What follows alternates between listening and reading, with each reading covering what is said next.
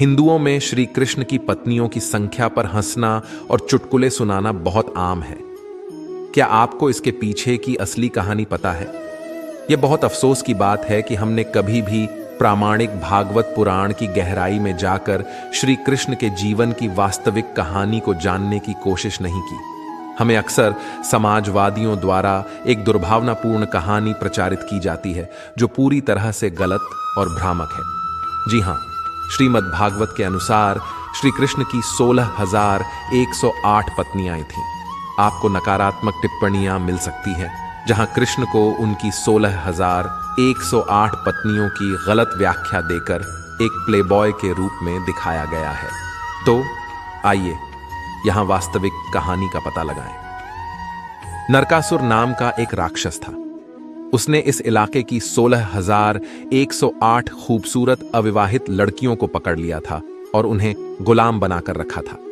जब श्री कृष्ण ने नरकासुर का वध किया तो उन्होंने नरकासुर की इन 16,108 यौन दासियों को मुक्त कर दिया।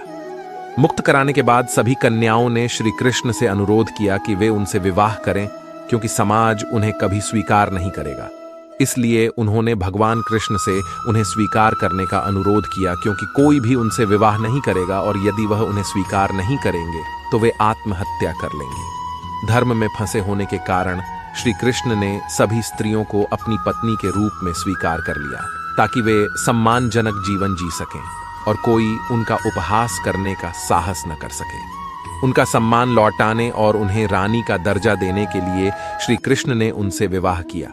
इस प्रकार उसकी 16,108 पत्नियां हो गईं। भगवान कृष्ण की सभी राजकुमारियां अत्यंत सुंदर थीं और कृष्ण की सुंदरता पर मोहित थीं।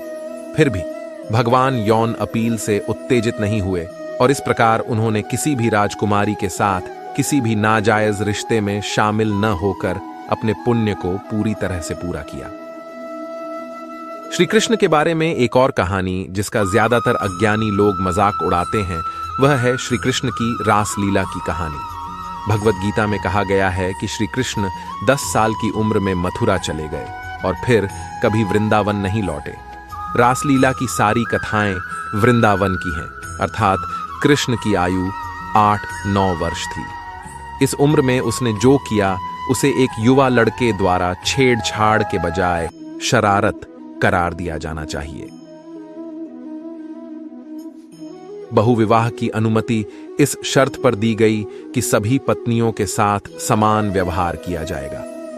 भगवान कृष्ण को एक ऐसे शिक्षक के रूप में माना जा सकता है जिन्होंने पत्नी की कोई आवश्यकता न होने के बावजूद अपनी पत्नियों की इच्छाओं को पूरा करने और उन्हें संतुष्ट करने के लिए कई रूपों में विस्तार किया।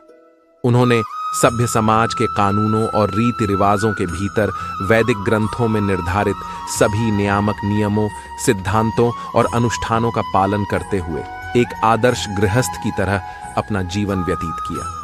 इसके बजाय यदि आप कहानी देखें तो वह श्री कृष्ण ही थे जिन्होंने द्रौपदी को अपमानित होने पर बचाया था। पांचों पांडव, भीष्म और द्रोणाचार्य भी चुप रहे और वास्तव में केवल श्री कृष्ण ही सम्मान बचाने में सक्षम थे।